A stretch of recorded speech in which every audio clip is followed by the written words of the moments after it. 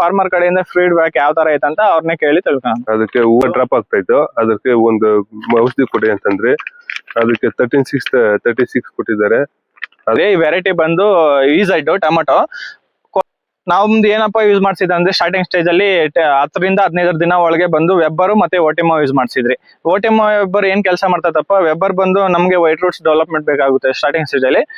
ಅದಾದ ನಂತರ 15 ಇಂದ 20 ಡೇಸ್ ಅಲ್ಲಿ ಏನಪ್ಪಾ ಮಾಡ್ಸಿದಾರೆ ಅಂದ್ರೆ 32 612 ಅಂತ ನಮ್ದೊಂದು ಗ್ರೇಡ್ ಬರುತ್ತೆ. ಟ್ರೇಸ್ ಎಲಿಮೆಂಟ್ಸ್ ಎಲ್ಲ ಆಡ್ ಆಗಿರ್ತಾರೆ ಅದ್ರಲ್ಲಿ.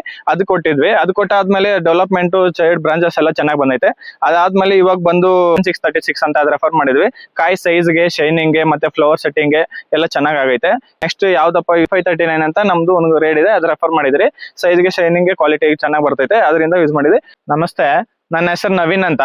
ನಾನು ಮಾಲೂರಿನಲ್ಲಿ ಟೆರಾ ಕ್ರಾಪ್ ಸೈನ್ಸ್ ಅಲ್ಲಿ MD ಆಗಿ ವರ್ಕ್ ಮಾಡ್ತಾ ಇದ್ದೀನಿ. ಇವತ್ತು ನಾವ್ ಎಲ್ಲಿ ಬಂದಿದ್ದೀವಪ್ಪ ಅಂತಂದ್ರೆ ತಿರುಮಲಕೊಪ್ಪ ವಿನಯ್ ಅನ್ನೋರ್ ತೋಟಕ್ಕೆ ಬಂದಿದ್ದೀವಿ. ನಮಸ್ತೆ, ಇವರು ಟೆರಾ ಕಂಪ್ನಿಯವರು ವೀಕ್ಲಿ ಬಂದು ನಮ್ಗೆ ರೆಫರ್ ಮಾಡ್ತಾರೆ EFC ಬಿಡಿ ಅಂತ. ಅದಕ್ಕೆ ಹೂವು ಚೆನ್ನಾಗಿ ಬಂದಿದೆ, ಕಾಯಿ ಶೈನಿಂಗ್ ಚೆನ್ನಾಗಿ ಬಂದೈತೆ ನೋಡಿ, ಕಾಯಿ ಶೈನಿಂಗು ಚೆನ್ನಾಗೈತೆ.